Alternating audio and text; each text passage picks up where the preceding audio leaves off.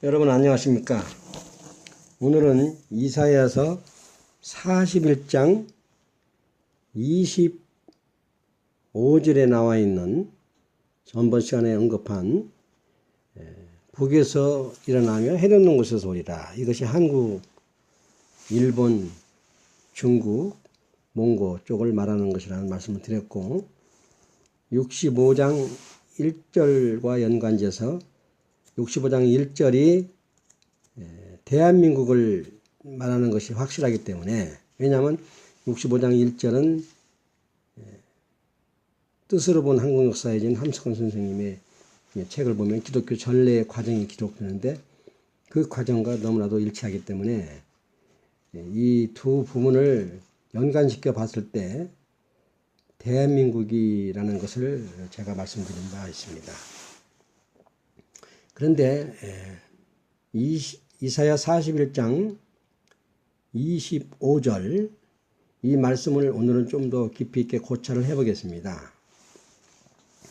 먼저 이사야서 전체적인 것을 그동안 누누이 말씀드렸지만 후기 이사야서, 즉 이사야서 40장에서 66장까지를 후기 이사야서라고 합니다.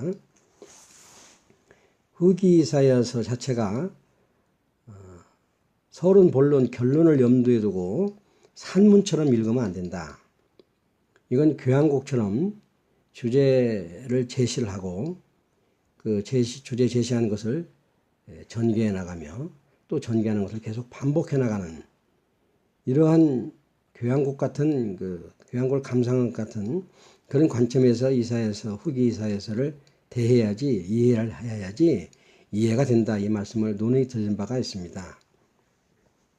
그러면서 이사야서 40장은 주제 제시장이다. 어떤 주제를 제시하느냐? 이사야서, 후기 이사야서 전체적으로 이스라엘 민족의 회복을 예언하고 있는 장이기 때문에 이스라엘 민족의 회복은 잘 아시다시피 1차적으로는 바벨론 포로로부터 해방이죠. 이사야가 바벨론 포로로 끌려가기 100년 전에 기록하면서 바벨론 포로의 해방을 얘기한 겁니다. 그건 페르시아의 고레스, 바사의 성경에는 구약 성경에는 바사의 고레스라고 나와 있죠. 페르시아의 고레스가 이스라엘 민족을 해방시키는 겁니다. 그래서 이사야 40장 주제에는 고레스가 이스라엘 민족을 해방시키는 얘기가 언급이 되고 아울러 궁극적인 그리스도를 통한 이스라엘 민족의 회복이 또한 40장에서 주제가 제시가 됩니다. 그런데 이 두 가지 주제를 제시하면서 오늘 말씀드리는 이사야 41장 25절은 일반적인 주석가들은 고레스라고 얘기하는데 그것이 고레스가 아닌 것이, 이것은 북에서 일어나며 해돋는 곳으로 오리라. 그리고 한 사람이란 말을 개역성경에는 써 있는데 원어에는 한 사람이란 말이 없다는 말씀을 제가 드렸습니다. 원어에는 그냥 일으키며, 그러니까 일으킨다는 동사가 3인칭 단수 남성을 받는 동사다. 이 나라, 국가라는 뜻으로 고이, 히브리어 고이, 이것도 역시 똑같은 3인칭 단수 남성을 받는데 여기서는 나라라고 번역하지 않고 한 사람이라고 사람으로 개역성경을 번역했습니다. 그러니까 그렇게 번역한 것은 잘못된 겁니다. 나라라는 말로도 번역이 될 수가 있고 한 사람이라는 말로도 번역이 될 수가 있는데 굳이 한 사람이라는 말을 쓴 의도가 고레스와 연관시키려는 의도가 아닌가 싶은데 여기서는 고레스라고 말하면 안 되는 이유가 고레스는 동방인 바사, 페르시아에서 일어났지 북방에서 일어나지 않았습니다. 이사야서 46장 11절에서 고레스가 또 언급되는데 거기서도 마찬가지로 동방에서 독수리를 부른다고 기록하였습니다. 성경 어디를 보든지 고레스를 동방에서 불렀지 북방에서 뭐 일어났다고 이렇게 표현되는 곳은 없습니다. 그래서 북방에서 일어난 고레스라고 이렇게 번역할 필요는 해서는 안 되는 겁니다. 그리고 또 25절 이전에 25절이 기록된 배경이 그 이전에 먼저 올 일과 나중 올 일, 이것을 얘기하면서 나중 올 일을 설명하면서 북에서 일어나며 해려놓은 곳에서 오리라, 이것이 언급되는 겁니다.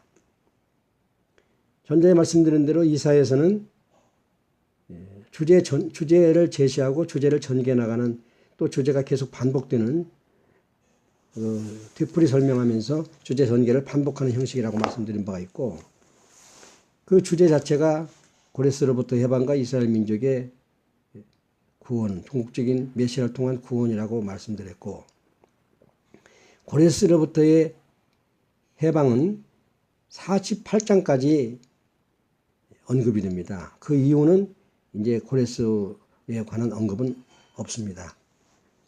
그런데 주제를 제시하면서 방금 말한 두 가지, 고레스와 메시아, 이 두 가지를 제시하면서 41장에서 제시하면서 41장에서 또 다시 주제를 전개해 나가는데, 되풀이 설명해 나가는데, 41장에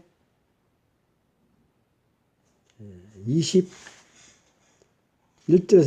24절까지 이 부분을 주목할 필요가 있는데, 이 부분은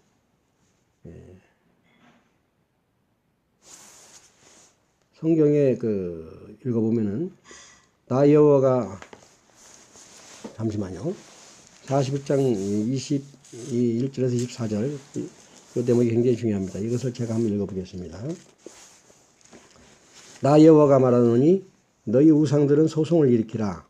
야곱의 왕이 말하노니 너희는 확실한 증거를 보이라. 장차 당할 일을 우리에게 진술하라. 또 이전 일에 어떠한 것도 고하라. 우리가 연구하여 그 결국을 알리라. 혹 장래사를 보이며 후래사를 진술하라. 너희의 신듦을 우리가 알리라. 또 복을 내리든지 화를 내리라. 우리가 함께 보고 놀라리라. 과연 너희는 아무것도 아니며 너희 일은 허망하며 너희를 택한 자는 가증하니라. 내가 한 사람을 일으켜 북방에서 오게 하며 내 이름을 부르는 자를 해돋는 곳에서 오게 하였나니 그가 이르러 방백들을 희석물같이 토기장이의 진흙을 밟음같이 밟을 것이니. 이 부분이 중요합니다. 여기서는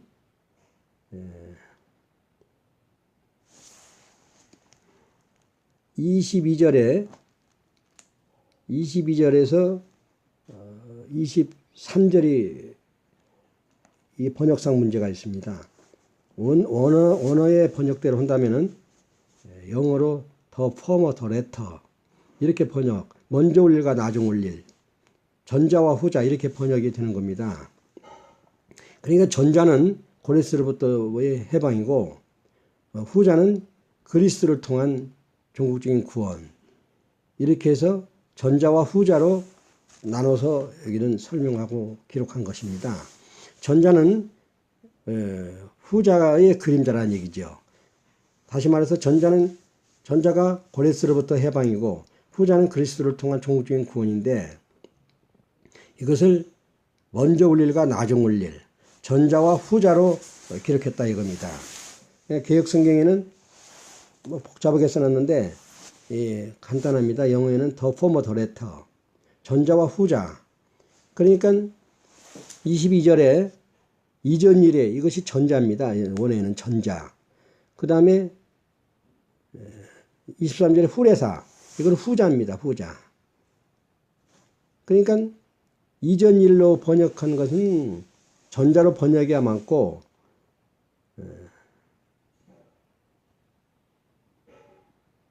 제가 방금 말씀 잘못드렸네요. 23절에 후레사가 후자가 아니고 22절에 장차 당할 일을 우리에게 진술하라. 또 이전 일, 이것이 전자입니다. 이전 일이 원어에는 어떤 것도 구하라. 우리가 연구하여 그 결국을 알리라. 그 결국을 알리라. 이것이 후자입니다.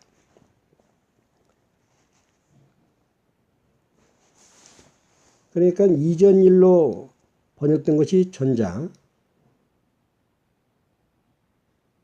이게 먼저 올 일이라고 번역이 맞습니다. 먼저 올 일.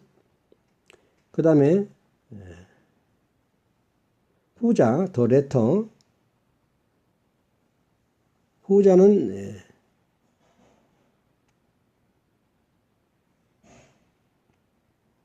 우리가 후자는 22절에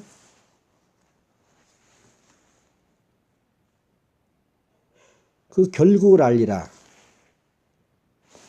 그 결국을 알리라. 이게 후자로 번역이 맞습니다. 그러니까 22절에 보면 정확히 번역한다면 장차 당할 일을 우리에게 진술하라. 먼저 올 일. 왜 어떠한 것을 구하라. 우리가 연구하여 그 후에 올 일을 알리라. 이렇게 번역이 맞는 겁니다. 먼저 올 일과 후에 올 일. 먼저 올 일은 고레스로부터 해방이고 후에 올 일은 예수 그리스도를 통한 해방입니다. 구원입니다.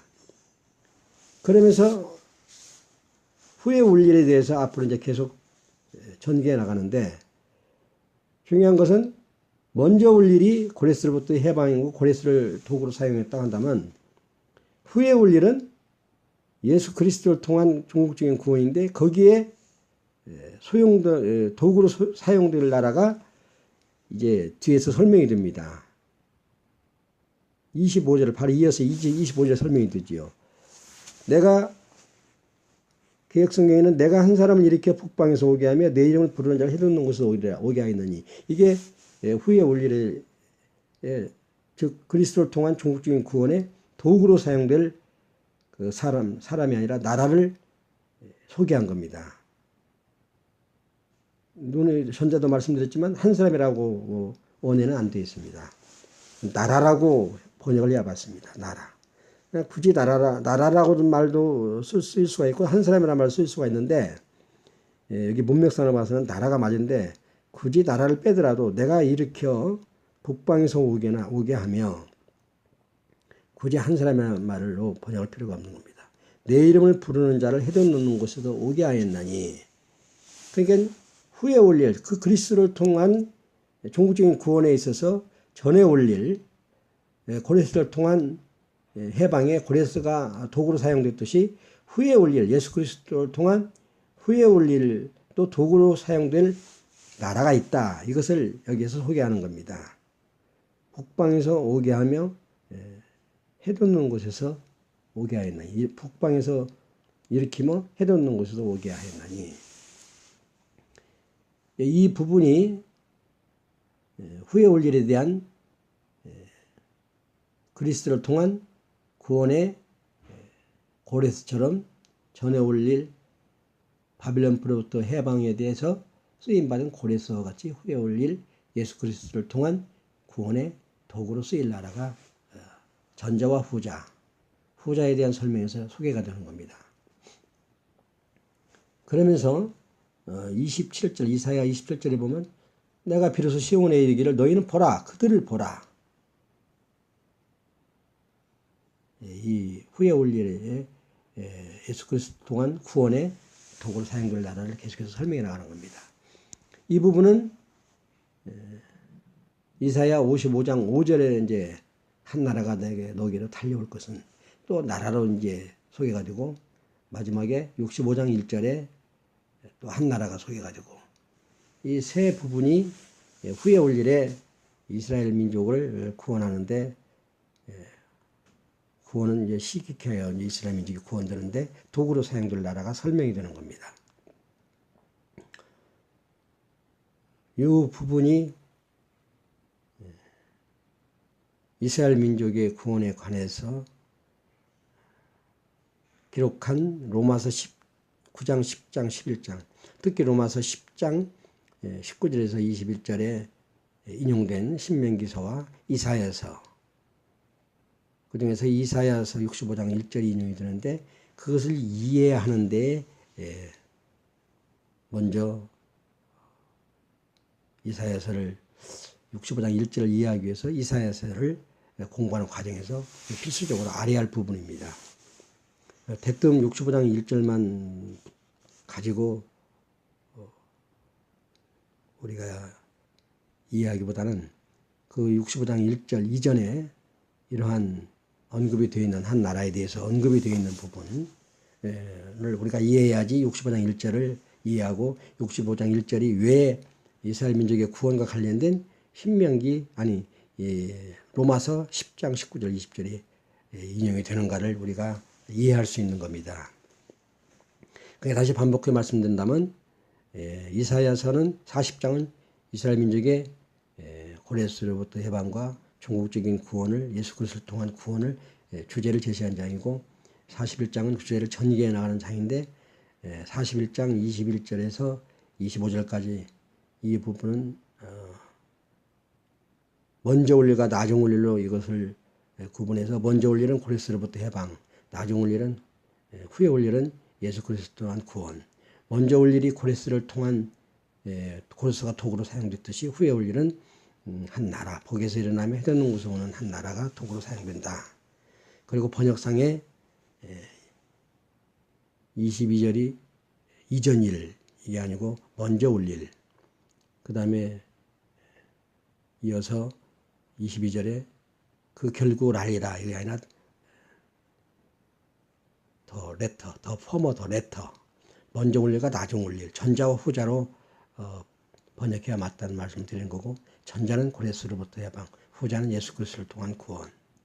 이렇게 번역을 해야 맞고 이해를 해야 맞고 후자는 예수 그리스도를 통한 구원이다. 그 과정에서 도구로 사용될 나라가